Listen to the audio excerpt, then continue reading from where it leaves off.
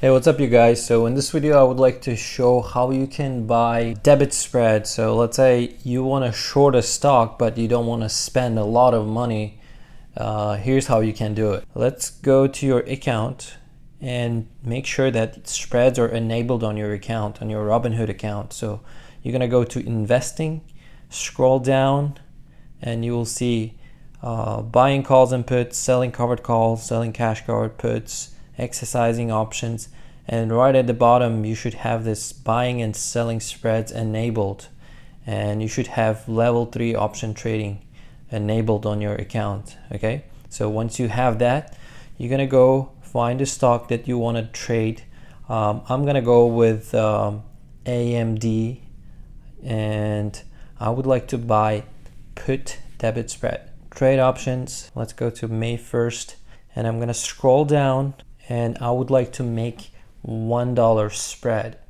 So if you can see right here on the top right corner, you have this select button. So you're gonna select and make sure you have buy put enabled. So we're gonna buy $50.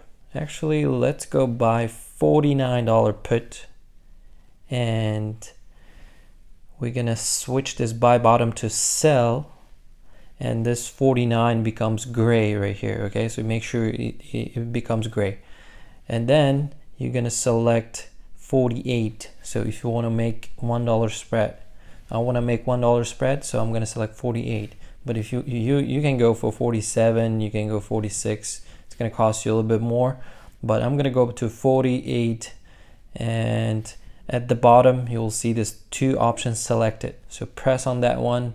It's gonna bring up this put debit spread, what you are buying and what you're selling. So we're buying 49 put and we're selling 48 put. Review this, and here you can enter amount of contracts you would like to buy. So let's say I would like to buy, let me go with 1 contract for this example purpose. I'm buying 1 contract and I'm spending $14.14 per contract, and my risk, this is my defined maximum cost and maximum risk. So, and $1 spread, my maximum gain is going to be $1. So I'm spending 14 cents to make $1 possibly, and which is pretty good risk reward, I think. So we're gonna review and submit the order right here. Slide it up, see if we can get filled. No, I did not get filled. I'm gonna go May 1st again. It's very hard to get filled with spreads, so keep in mind you don't overpay for the contract. Okay, selecting 49 to buy and sell 48. Slide it up, 1 contract. Okay, I will pay 16 cents. There you go. I got filled 1 contract of AMD for 16 cents to possibly make $100 off of this play. So now, how you close this play? You go back, and here are your positions. You will have this spread right here, and to sell, to close this play, you go trade, close this 1 contract. We have 1 available contract. If you have more, then you're gonna enter more, and we're gonna set our price. Let's say I want to sell this contract for 90 cents. Review, submit. That's it. So my order to sell this spread is submitted, and this play is gonna expire 1st of May. So this is how you can buy spread and sell spreads. So exact opposite applies to buying calls. Let's say you are bullish in a stock. Let's go back to AMD.